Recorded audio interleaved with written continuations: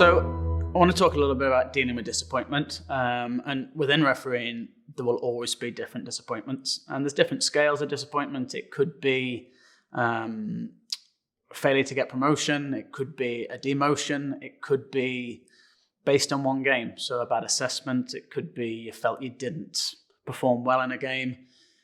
All of these things require a recovery process, and I think sometimes we don't necessarily think about that recovery process, and we tend to feel the emotion of it, but not really think about what thoughts we're having about it and how we are going to recover.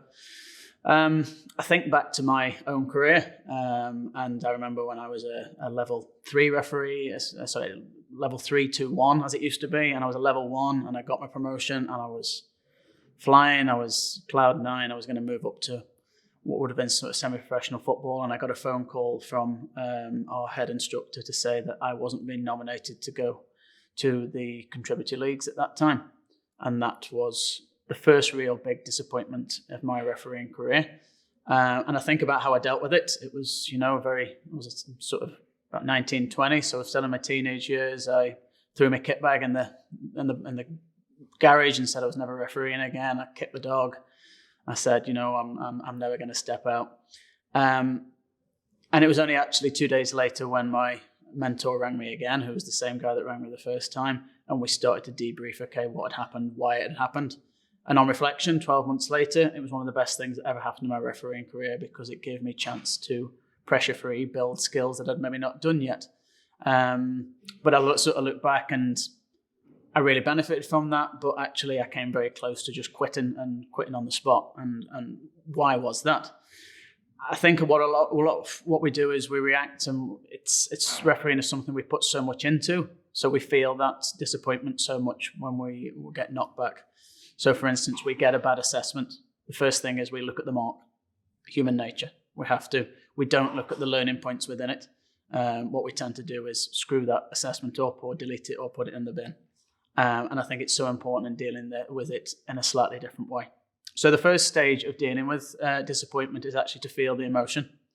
It's not a bad thing. You need to capture the emotion. Bottling it up, going into denial, doesn't work. It will always resurface at some point. So we get an assessment, we read it, we're not happy with it. I think the key thing is to take 24 hours or take whatever amount of time you think is necessary to process it. When we get disappointment, our emotions rise. We're not going to deal with things rationally. It's completely pointless picking the phone up at that point and speaking to the assessor, because you're not in a rational mindset to do that. I think it's really, really important to break that way, the emotion, and come back to it when you're in a more rational way. It's then important to deal with it. So look at the assessment, go beyond the mark, look at some of the development points. You are not going to agree with everything that any assessor ever says. You're not going to agree with decisions around not getting promotion. You're not going to agree with what clubs say about you. That's life. But it's about finding something that you can learn from it and start then that learning to develop based on the emotion that you felt. So, okay, I agree with this part. I don't agree with that part and that part, but I'm going to focus on this part I agree with and really use that emotion that I had to work towards it. I think the big thing in disappointment, outside of feeling it and not putting it into denial, is making sure we have a specific cutoff point for it.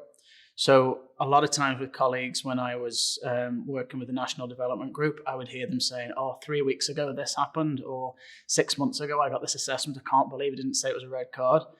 That means that disappointment is still sitting within your system 6 months later, and it's not going to be having a positive effect. For me, it's about setting time scale. So if I get a bad assessment, I want everything dealt with by Tuesday. Tuesday's my cutoff point. So Sunday's obviously a day of recovery. Monday's maybe the day I get the assessment. I will read through the assessment. I will take in. You've obviously got the media around that point as well, and I think social media will cover many, many games now. So you'll see whatever comes out on social media, and Monday is really the day of processing all of that. For me, Tuesday is the day where I go away and say, right, okay, whatever I felt from the weekend game, this is where this is going to be parked. It's going to be put away. It's not going to come back up. So speaking to the observer and saying, right, okay, talk to me a bit more about this, processing that through and getting rid of it. Also having that network of people that you can pick the phone up to. The people that you can speak to. And we all have a tendency to go looking for the answers that we want to hear. Actually, the most important people are the people that will give you that honest feedback, the ones that will actually say, well, okay, that's fine, but have you thought about this, this, and this? I have maybe 2 or 3 people that I know I can go and say, I've looked at a decision, I'm not sure about it. I'll get an honest opinion from them. It may not be the opinion that I want to hear. It may hurt a little bit when they come back and say, well, actually, no, I think that is a penalty, but I know it's the honest one. I used to see a lot of people going and finding they'd ring 10, 11, 12 people, drop messages to 11 or 12 people looking for the answer that they want just to validate what they thought. That's not a way of dealing with it. That's a process of denial and actually saying, well, look, 11 people didn't think it was a penalty, but this 12th person did, so I'm going to focus on this 12th person. It's really important to have a good support network in many aspects, and this links back to mental fitness, having that support network and having the people that you can pick the phone up on a Monday or a Tuesday or whenever it is. The most important thing with disappointment is that it's dealt with before your next match.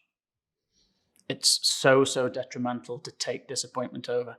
I remember when I didn't get my promotion, I heard on a Saturday evening and I had a match on a Sunday, and I feel for the players in that match because they got a very angry version of me. Had not dealt with the disappointment at all. I didn't really want to be on a football pitch. It's really important that you have that process, and your next match could be quite soon, so you have to find a way of dealing with it. But I think the key thing is setting the target for when you're going to park whatever happened at the weekend and move on. Having that support network around that you can speak to and get the answers that you need, not necessarily the answers that you want to, but having it processed before you step onto the field for your next game.